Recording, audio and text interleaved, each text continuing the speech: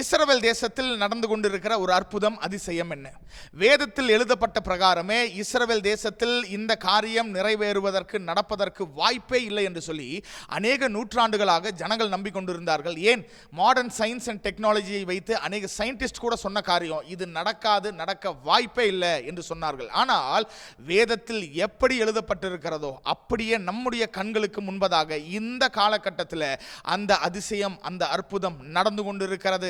எல்லா ஜனங்களும், எல்லா சயின்டிஸ்டும் இது நடக்கிறதற்கு வாய்ப்பே இல்லையே என்று சொன்னவர்கள் எல்லாரும் ஆச்சரியப்படத்தக்கதாக வேதம் எவ்வளவு உண்மையுள்ளது, அது மாத்திரமல்ல இயேசுவின் வருகை எவ்வளவு சமீபமாய் இருக்கிறது என்பதை இந்த ஒரு காரியம் நிரூபித்துக் கொண்டிருக்கிறது என்பதை தான் இந்த பைபிள் ஸ்டடியில் நம்ம பார்க்க போகிறோம். தொடர்ந்து இணைந்திருங்கள். பரிசுத்த ஆவியானவர் நம்மோடு பேசுவாராக.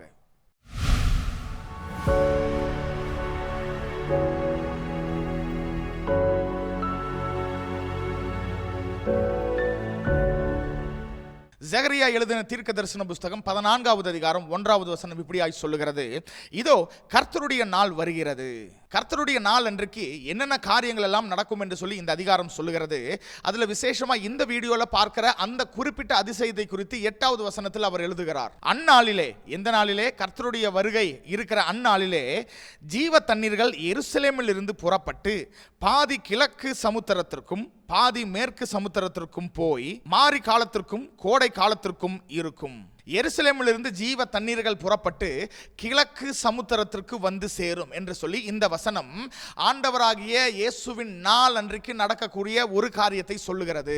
அப்ப இங்க கிழக்கு சமுத்திரம் என்றால் பிப்ளிக்கல் லாங்குவேஜில் தி ஈஸ்டர்ன் சீ அப்படின்னா தட் டினோட்ஸ் தி டெட் சீ, சவக்கடலை குறிக்கிற வேற ஒரு வார்த்தை தான் இந்த கிழக்கு சமுத்திரம் என்பதை நீங்களும் நானும் புரிந்து கொள்ள வேண்டும். அப்போ கடைசி நாட்களில், இயேசுவின் வருகை நாட்களில் இந்த சவக்கடல் ஜீவ தண்ணீரால் நிரம்பி வழியும் என்று சொல்லி தீர்க்க தரிசனம் எழுதப்பட்டிருக்கிறது.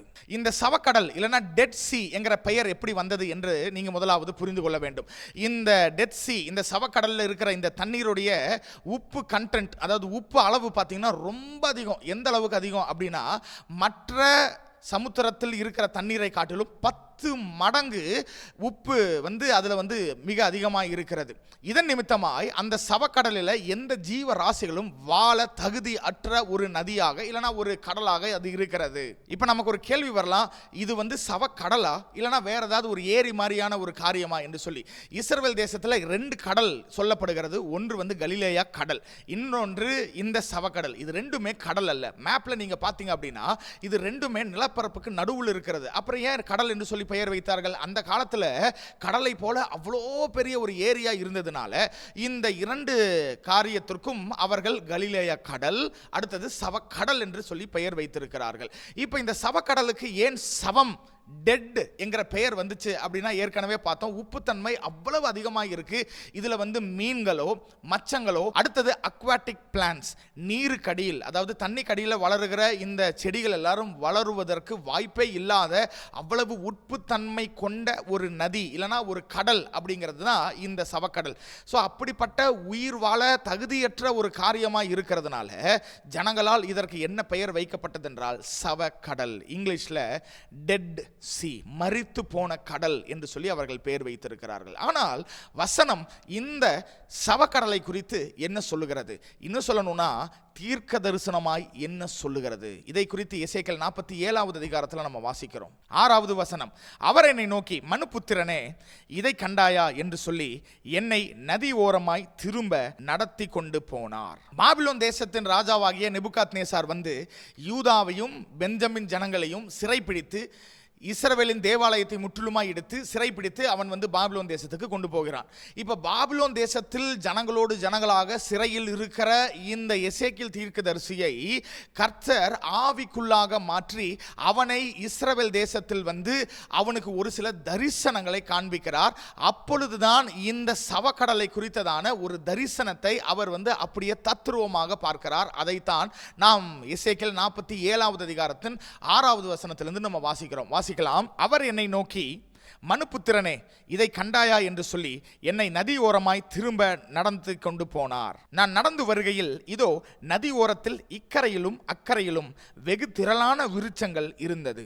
இந்த வசனத்தில் குறிப்பிடப்படுகிற அந்த கடல் இந்த சவக்கடலை குறிக்கிறது. ஸோ இந்த சவக்கடலின் அந்த நதி ஓரத்தில் பார்த்தீங்கன்னா அநேக விருட்சங்கள் இருந்தது என்று சொல்லி தீர்க்க தரிசனமாக தரிசனத்தில் பார்த்த காரியத்தை எசேக்கியேல் நமக்கு மிக தெளிவாக எழுதுகிறார். ஆனால் இந்த வீடியோவில் பார்த்தீங்கன்னா எந்த ஒரு மரம், செடி, கொடிகள், விருட்சங்கள் வளருவதற்கு வாய்ப்பே இல்லை, அதற்கு தகுதியான ஒரு இடமும் கிடையாது என்பதை அறிந்திருக்கிறோம். ஏன் இதை சொல்லுகிறோம் அப்படின்னா, இந்த இடத்துல அந்த டெட் சி சவக்கடலில் மாத்திரம் உப்பு சத்து அதிகமாக இல்லை, அதை சுற்றிலும் இருக்கிற நிலப்பரப்பிலும் பார்த்தீங்கன்னா உப்பு கண்டென்ட் ரொம்ப அதிகமாக இருக்கிறது. இப்போ அடுத்த ஒரு கேள்வி வரும், இந்த சவக்கடலில் எப்படி இவ்வளவு உப்பு ஜாஸ்தி ஆச்சு? அடுத்தது அதை சுற்றி இருக்கிற நிலப்பரப்பிலும் எப்படி இவ்வளவு அதிகமான உப்பு வந்தது என்று சொல்லி நீங்க கேட்டீங்க அப்படின்னா, ஆராய்ச்சியாளர்கள், அதாவது பைபிள் ரிசர்ச்சர்ஸ் சொல்லுகிற காரியம், ஒரிஜினல் சோதோம் கொமோரா இருந்த இடம் இந்த சவக்கடல் பக்கத்தில். ஒரு காலத்தில் இந்த சவக்கடல் ரொம்ப நல்ல தண்ணீரை கொண்ட நல்ல நதியா இல்லைன்னா தண்ணீராய் இருந்தது. அப்பொழுது இதன் நிமித்தம் அதை சுற்றி இருந்த பட்டணங்கள் எல்லாம் செழிப்பாய் இருந்தது. அந்த செழிப்பை பார்த்து தான் லோத்தும் அவன் குடும்பமும் இந்த சோதோம் கொமோராக்கு போனார்கள். ஆனால் கர்த்தர் வானத்திலிருந்து கந்தகமும் அக்னியையும் இறக்கும் பொழுது அதில் இருக்கிற சல்ஃபர், மற்ற அந்த கெமிக்கல்ஸ், சால்ட், அதெல்லாம் பார்த்தீங்கன்னா இந்த முழு நிலப்பரப்பையும் எரித்து சாம்பலாக்கி இந்த நல்ல நதியாக இருந்த இந்த கடலையும் சவக்கடலாக, அதில் உப்புத்தன்மை ஜாஸ்தியாகிற அளவிற்கு உப்பெல்லாம் வந்து அதில் படிந்து, ஸோ இப்பொழுது நல்லா இருந்த நதி இல்லைன்னா நல்லா இருந்த அந்த ஏரி என்னவாக மாறிவிட்டதுன்னா உப்பு கடலாக, அதை சுற்றிலும் இருக்கிற நிலப்பரப்பும் உப்பாக மாறிவிட்டது. ஸோ இப்படிப்பட்ட உப்பாக இருக்கிற இந்த நிலப்பரப்பில் எந்த ஒரு விருட்சமும் வளருவதற்கு வாய்ப்பே இல்லை. ஆனால் எசேக்கியேல் தரிசனத்தில் என்ன பார்க்கிறார்? இந்த நதியோரமாய் இருக்கிற இக்கரையிலும் அக்கரையிலும் நல்ல விருட்சங்களை நான் பார்த்தேன் என்று சொல்லுகிறார். இன்றைக்கு இஸ்ரவேல் தேசத்தில் இந்த டெட் சி சவக்கடலுக்கு பக்கத்தில் இருக்கிற இந்த வீடியோவை பாருங்க, எவ்வளவு விருட்சங்களும் எவ்வளவு நல்ல அத்தி பழங்களை தருகிற நல்ல மரங்கள் வளர்ந்திருக்கிறது. 9வது வசனத்தில் தீர்க்க தரிசனமாய் நாம் வாசிக்கிறோம், சம்பவிப்பது என்னவென்றால், இந்த நதி போகும் இடம் எங்கும் சஞ்சரிக்கும் ஜீவ பிராணிகள் யாவும் பிழைக்கும். இந்த தண்ணீர் அங்கே வந்தபடியினால் வெகு ஏராளமான மச்சங்களும் உண்டாயிருக்கும். இதைத்தான் அநேக சயின்டிஸ்ட் என்ன சொன்னாங்கன்னா, இந்த தண்ணீரில் மச்சங்கள், அதாவது மீனெல்லாம் வருவதற்கு வாய்ப்பே இல்லை. ஏன் வாய்ப்பு இல்லை அப்படின்னா, இன்றைக்கும் நீங்கள் இஸ்ரவேல் தேசத்துக்கு போனீங்கன்னா இந்த சவக்கடலில் நீங்கள் குளிக்கணும் அப்படின்னு சொல்லி அதுக்குள்ளே முங்கணும் என்று சொல்லி நீங்கள் அதில் போய் குதிச்சிங்கன்னா நம்முடைய சரீரம் மற்ற தண்ணீரில் உள்ளே போய் மூழ்கும். பார்த்தீங்களா? அந்த மாதிரி நம்மால் மூழ்க முடியாது. நம்ம அந்த தண்ணீரில் மிதக்க ஆரம்பித்து விடுவோம். அப்போ ஒரு மனுஷனுடைய சரீரம் இந்த சவக்கடலில் உள்ள மூழ்காது அப்படின்னா எப்படி மீன்கள், மச்சங்கள் எல்லாம் அதுக்குள்ள போய் நீந்தி அதுல பழுகி பெருகும்? வசனம் சும்மா எழுதியிருக்காங்க, இதெல்லாம் நடக்க வாய்ப்பே இல்லை என்று சயின்டிஸ்ட் சொன்னாங்க.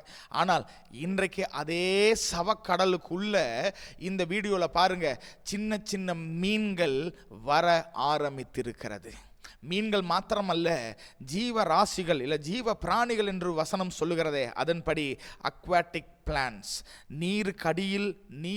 தண்ணீருக்கு அடியில் வளருகிற அநேக செடிகள் இப்பொழுது இந்த சவக்கடலில் வளர்ந்து கொண்டு இருக்கிறது என்பதை கண்டு இஸ்ரவேல் ஜனங்கள் மாத்திரமல்ல, அநேக சயின்டிஸ்டும் ஆச்சரியப்படத்தக்கதாய் இந்த ஒரு அற்புதம், அதிசயம் நடந்து கொண்டு இருக்கிறது. அப்போ ஒரு காலத்தில் த டெட் சி, சவக்கடல் என்று சொல்லப்பட்ட இந்த கடலில் இன்றைக்கு ஜீவ ராசிகள், ஜீவ பிராணிகள், வசனம் சொல்லுகிற பிரகாரமே மச்சங்கள் வந்து கொண்டிருக்கிறது.